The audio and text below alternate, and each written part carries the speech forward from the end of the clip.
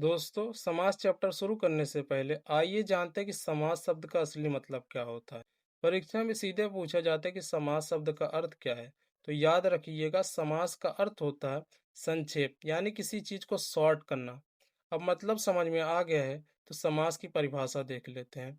सरल शब्दों में कहें तो जब हम दो या दो से अधिक शब्दों को मिलाकर एक छोटा और नया शब्द बनाते हैं तो उसे समास कहते हैं। जैसे अगर मैं बोलूँ राजा का कुमार, तो यह पढ़ने और बोलने में कितना लंबा है। लेकिन इसी को अगर मैं संक्षेप यानी शॉर्ट करके बोलूं तो राजकुमार, तो बात वही है लेकिन शब्द छोटा हो गया। बस इसी जादू को समास कहते हैं। अब दोस्तों, समास में दो टर्म्स बार बार आएंगे जिन्हें समझ लेना बहुत जरूरी है।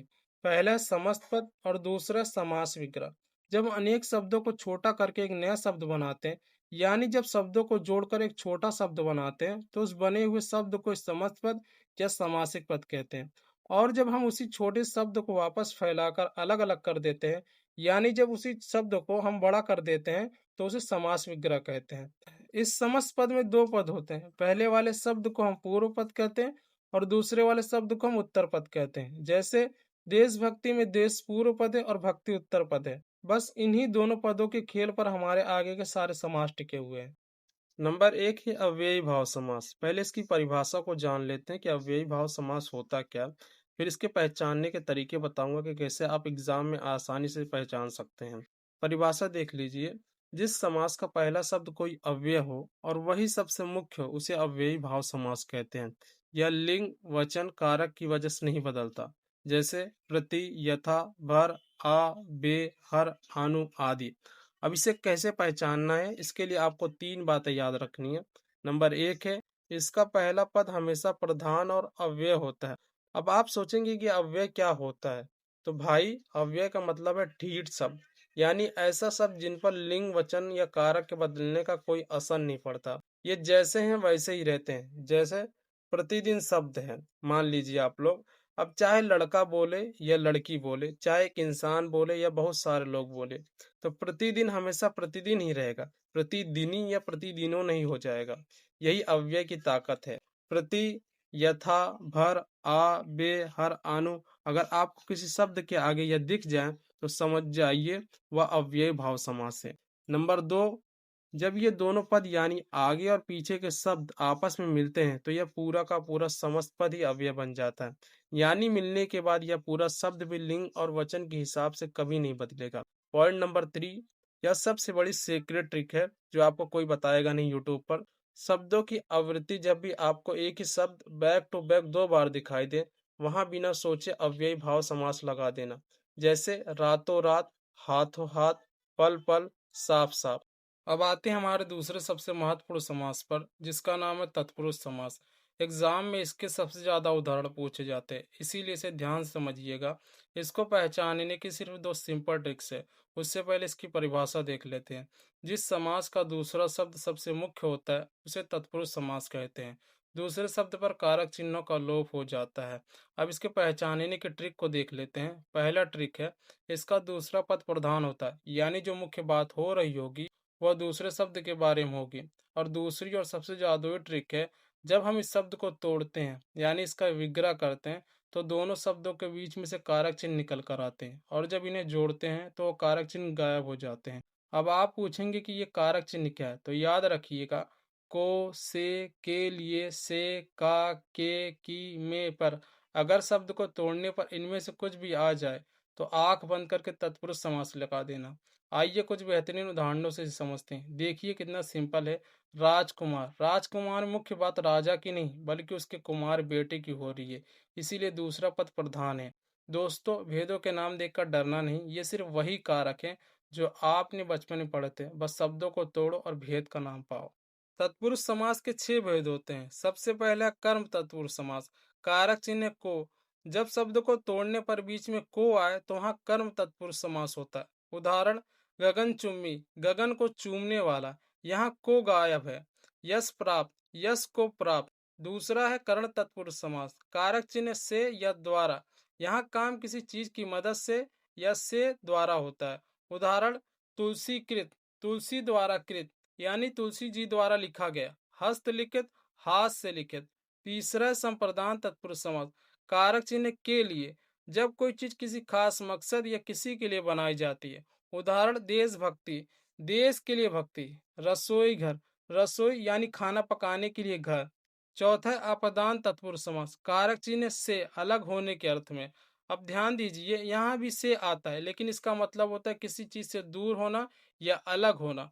उदाहरण है धनहीन, धन से हीन, यानी जिसके पास से धन चला गया है, अलग हो गया। ऋण मुक्त, ऋण से मुक्त यानी कर्ज से आजाद हो जाना।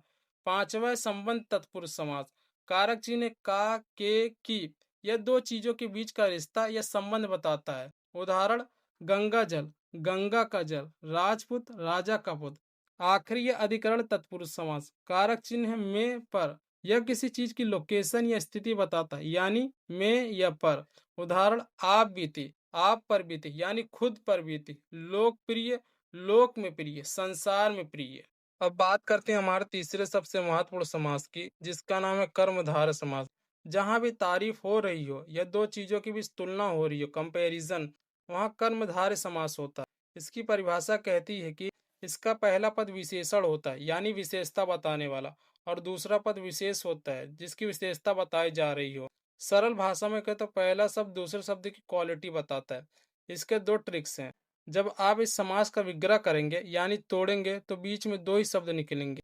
है जो क्वालिटी बताने के लिए, के समान या रूपी तुलना करने के लिए। तो सीधा सा फंडा है दोस्तों, जहां भी आपको पहला शब्द किसी की विशेषता बताते हुए दिखे, जैसे नील कमल, तो नील यहाँ विशेषता बता रहा है। या किसी से तुलना करते दिखे तो कमल से इसकी तुलना की जा रही है। आंख बंद करके कर्मधार समास टिक कर देना। दोस्तों एक बात ध्यान रखना, कभी कभी पीताम्बर कर्मधार में भी आता है और बहुब्रीहि में भी। अगर एग्जाम में ऑप्शन बहुब्रीहि समास दिया हो तो हमेशा उसे ही चुनना, क्योंकि कृष्ण भगवान के लिए रूढ़ हो चुका है। अगर बहुब्रीहि ना हो तभी कर्मधारय चुनना। अब आते हैं हमारे चौथे समास पर, जिसका नाम है द्विगु समास। और मैं आपको गारंटी देता हूँ कि इसे समझने में आपको 5 सेकंड से ज्यादा का समय नहीं लगेगा। यह पूरे समास का सबसे सीधा और प्यारा बच्चा है। इसकी पहचान क्या है? बस एक शब्द याद रखिए, संख्या। जिस समास का पहला पद संख्यावाचक हो, यानी नंबर बताने वाला हो, और वह पूरे समास का बोध कराए, उसे द्विगु समास कहते हैं। इसकी सबसे जादुई ट्रिक है, इसके नाम में इसकी ट्रिक छुपी है। द्विगु शुरू में आता है द्वि, जिसका मतलब होता है दो। तो बस याद रख लो, जहां भी पहला शब्द गिनती या नंबर दिखे वहां द्विगु समास होगा। और जब हम इसका विग्रह करते हैं तो एंड में समूह या समार शब्द आता है। आइए इसके कुछ सुपर हिट उदाहरण देखते हैं जो हर बार एग्जाम में आते हैं। चौराहा, सुनते ही दिमाग में चार आता है। नौ रतन, सुनते ही नौ आया होगा। देखा आपने, कितना सिंपल है। रुको रुको दोस्तों, यहाँ एक बहुत बड़ा कैच है। अगर एग्जाम में आ जाए दशानन, 10 सिर वाला, तो आप कहेंगे कि पहला पद तो 10 है, तो यहाँ द्विगु होना चाहिए, लेकिन नहीं। दशानन का मतलब एक विशेष व्यक्ति यानी रावण होता है। इसीलिए जब भी कोई नंबर किसी तीसरे भगवान या राक्षस की तरफ इशारा करे तो वहां बहुब्रीहि समास होगा, द्विगु नहीं। ये गलती कभी मत करना। अब आते हैं हमारे पांचवें समास पर, जिसका नाम है द्वंद्व समास। द्वंद्व शब्द का असली मतलब पता है क्या होता है? इसका मतलब होता है युद्ध या टकरार। तो इस समास में क्या होता है, इसमें दोनों पद प्रधान होते हैं, ना कोई छोटा ना कोई बड़ा। दोनों शब्दों की वैल्यू एकदम बराबर होती है। इसको पहचानने की दो जादुई ट्रिक्स हैं। पहला है योजक चिन्ह। इसके दोनों शब्दों के बीच में अक्सर आपको एक छोटा सा डैश या हाइफन यानी योजक चिन्ह दिखाई देगा।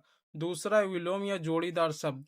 ये शब्द या तो एक दूसरे को उल्टे होते हैं या फिर हमेशा जोड़ी में, जैसे पति पत्नी, चाय वाय आते हैं। और जब हम इसका विग्रह करेंगे यानी तोड़ेंगे तो बीच में से और या अथवा निकल कर आएगा। आइए इसके कुछ सुपर हिट उदाहरण देखते हैं। माता पिता, समास विग्रह करने पर होता है माता और पिता, दोनों बराबर प्रधान है, प्लस बीच में डैश है। पाप पुण्य, पाप या पुण्य एक दूसरे के विलोम शब्द हैं। देखा आपने, कितना आसान है, बस बीच का डैश हटाओ और या लगाओ। दोस्तों अब एक बहुत जरूरी बात कान खोलकर सुन लो। मैंने भी थोड़ी देर पहले आपको अव्ययी भाव समास में बताया था कि रातों रात या हाथों हाथ में भी डैश होता है, लेकिन वहां शब्द रिपीट हो रहे होते हैं। द्वंद्व समास में शब्द रिपीट नहीं होते, बल्कि अलग अलग या उल्टे होते हैं। तो याद रखना, रिपीट शब्द इक्वल टू अव्ययी भाव समास और उल्टे अलग शब्द इक्वल टू द्वंद्व समास। एग्जामिनर की इस चाल में मत फंसना। अब आते हैं हमारे आखिरी और समासों के राजा बहुब्रीहि समास पर। और बच्चे अक्सर इसमें गच्चा खा जाते हैं, लेकिन आज के बाद आप इसे चुटकियों में पहचानेंगे। इसकी परिभाषा बहुत अनोखी है। इसका कोई भी पद प्रधान नहीं होता, यानी न पहला शब्द मुख्य है न दूसरा शब्द मुख्य है, बल्कि ये दोनों शब्द मिलकर किसी तीसरे व्यक्ति या भगवान की तरफ उंगली उठाते हैं। सरल भाषा में कहे तो यह उपनाम का समास है। परीक्षा में जब भी आपको कोई ऐसा शब्द दिखे जो किसी भगवान, राक्षस या किसी बहुत प्रसिद्ध व्यक्ति का दूसरा नाम हो, तो समझ जाइए वहाँ बहुब्रीहि समास है। जब हम इसका विग्रह करते हैं तो एंड में हमेशा है, जो, जिसका, जिसकी वह आता है। आइए इसके कुछ सुपर हिट उदाहरण देखते हैं। देखिए, लंबोदर बोलते ही हमारे दिमाग में किसी मोटे पेट वाले आदमी की फोटो नहीं आती, सीधे गणेश जी की फोटो आती। यही बहुब्रीहि समाज की असली पावर है। दोस्तों, अब एक मिलियन डॉलर टिप सुन लो। आप कहेंगे सर, नीलकंठ में तो गले की विशेषता बताई है, तो यह कर्मधार होना चाहिए। दशानन में 10 नंबर है, तो यह द्विगु होना चाहिए। तो कान खोलकर सुन लो। अगर एग्जाम में नीलकंठ या दशानन आए और ऑप्शन में कर्मधार या द्विगु के साथ साथ बहुब्रीहि भी दिया हो, तो हमेशा बहुब्रीहि समास को ही सही टिक करना, क्योंकि भगवान का नाम हमेशा पहले आता है। अगर ऑप्शन बहुब्रीहि न हो, तब आप कर्मधार या द्विगु के पास जा सकते हैं।